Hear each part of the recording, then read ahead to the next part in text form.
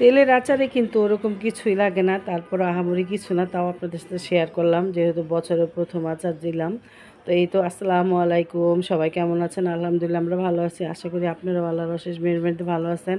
তো এখানে আপনার ভাই প্যাকিং শ্যাকিং করতেছে, কারণ মেয়ের জামার কাছে বিদেশে পাঠাবে। তো আপনারা সবাই জানেন যে আমার মেয়ের জামা বাইরে থাকে। তো এক ভাবি যাবে ওইখানকার, তার হাজব্যান্ড ওইখানে থাকে, সে ওখানে বেড়াতে যাবে, তো তার কাছে কিছু জিনিসপত্র দেয়া। তো যা দেওয়ার কথা ছিল তা তো দিতে পারিনি, ভাবছিলাম কিছু খাবার দাবার দেওয়ার জন্য। তো উনি বলতেছে খাবার দাবার দেওয়া যাবে না, উনি একা যেতেছে, ওনারও অনেক মাল, তো হালকা পাতলা কিছু দেওয়ার জন্য। তো রনি বলছে যে মা কিছু টুকটাক কাপড় চোপড় দিয়েন, প্যান্ট ট্যান্ট। তো কিছু ওর জন্য কিছু 2টা প্যান্ট আনা হয়েছে, 2টা গেঞ্জি আনা হয়েছে, যেহেতু এখন সৌদিতে কিন্তু শীত পড়ছে।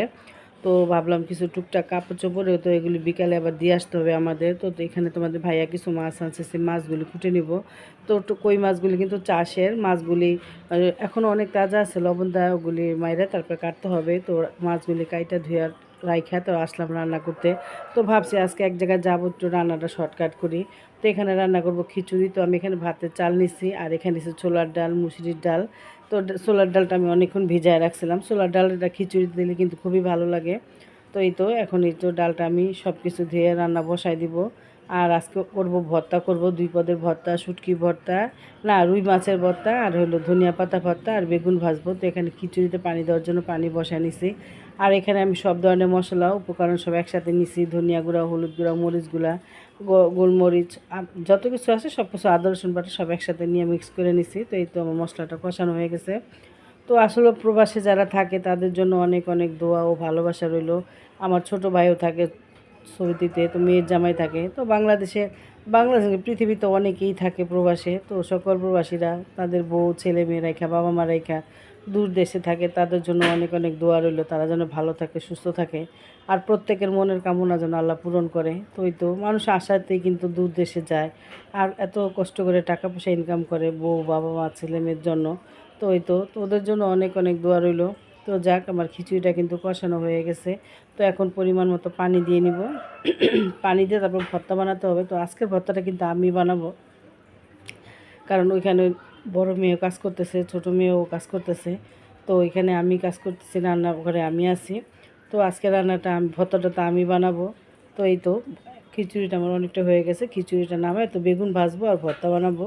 তো এই তো এখানে ভর্তা বানাতে চলে আসলাম। তো এখানে নিছি ধনিয়া পাতা, ভর্তা বানাবো কাঁচামরিচ, রসুন, আর সাথে দিব জলপাই, একটু টক নিছি, কারণ শীতের দিনে কিন্তু ধনিয়া পাতা ভর্তা একটু টক টক হলে খুব ভালো লাগে। এটা আমরা খাই, কে কে কে খায়, কে কোথায় কে কে খায় জানি না, তবে আমরা একটু টক হলে পছন্দ করি। তো বিশেষ করে আমার আম্মা বা আমার মেয়েরা একটু টক হলে পছন্দ করে।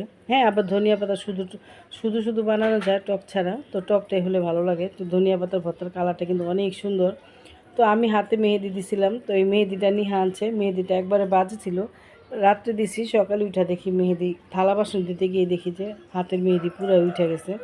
তো আসলে এখন হলো ভেজালের দিন, তো ভেজাল ভেজাল হলে যা হয় আর কি।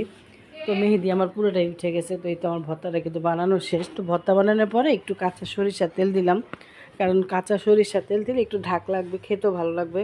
তো এই তো এখন ধনিয়া পাতা ভর্তার ভিতরে একটু সরিষার তেল দিয়ে দিলাম, একটু ঝাঁঝও লাগবে, খাইতেও ভালো লাগবে গরম গরম খিচুড়ি দিয়ে। তো পরিবারের জন্য আয়োজন যাই হোক, সবাই এই ছোটোখাটো কিছু হইলো, অল্প সাধারণ কিছু হইলো, এটা আমাদের ঘরে সবাই অনেক পছন্দ করে। তবে এটা আবার অনেকের পছন্দ করে না খিচুড়িটা। তো এই এখানে বেগুন ভাজা নিব। তো আসলে সবাই কিন্তু ভালো মন্দ তো আমরা প্রতিদিনই খাই, তারপর মাঝে সাঝে একটু খিচুড়ি অন্যরকম হইলেও কিন্তু ভালো লাগে। সব সময় এক ধরনের খাবার কিন্তু ভালো লাগে না। তো এখানে বেগুনটা ভেজা নিব লাল লাল করে। তো আর ওই তো ভাজা পোড়ার পরে কিন্তু ওই পুরা রান্নাঘরটা পরিষ্কার করতে হবে, কারণ টাইলস তো, তেল টেল ছিটা একেবারে অবস্থা খারাপ। তো এই তো আমার বেগুনটা ভাজা শেষ, লাল লাল করে ভাজা নিচ্ছে, আর এখন খাওয়ার সময় হয়ে গেছে। তো সন্ধ্যার আগে আগে তাদের বাসায় যেতে হবে, তারাও আবার, কারণ এটা দিয়ে আসলে তারাও আবার প্যাকেট করবে। তো এই তো আমার বেগুনটা ভাজা শেষ। তো এখন যে টাইলসটা সুন্দর করে পরিষ্কার করে নিব। আর টাইলস পরিষ্কার করতে কিন্তু আমার কাছে খুবই ভালো লাগে, কারণ আমার কাছে আগে মনে হইতো যে টাইলস পরিষ্কার করা অনেক কঠিন, কিন্তু আসলে না। তো এই তো আমি সুন্দর করে পরিষ্কার করে নিলাম, কারণ ভর্তা বানাইলে বা ভাজা পোড়া করলে তেল ছিটা যায়, যেহেতু নোংরা হয়ে যায়। তারপর যতটুকু পারি পরিষ্কার রাখার চেষ্টা করি। তো এই তো এখন আমরা যাইতেছি সেখানে, তো জিনিসগুলি দিয়ে আসবো আমি, তোমাদের ভাইয়া, আর নিহা সাথে। তো এখানে আমরা একটা স্টাফ বাস পাইলাম। তো বাসটা কিন্তু খুব সুন্দর ছিল। তো নিয়ে বলছে আমি একটু বাসে ভিডিও করি। বাসটাতে কিন্তু লোক ছিল না, মাত্র মনে হয় 4-5 জন লোক ছিল, আমরা 3 জন আর 2-3 জন ছিল সামনে, পুরো বাস খালি। তো এই তো আমরা এখন যাইতেছি। তো তো তার জন্য অনেক অনেক দোয়া রইলো, সে অনেক কষ্ট করে আমার মালটা নিয়ে যাবে। তো রনির হাতে যেন মালটা পৌঁছাতে পারে। তো এই তো আজকে ভিডিওটি এখানে শেষ।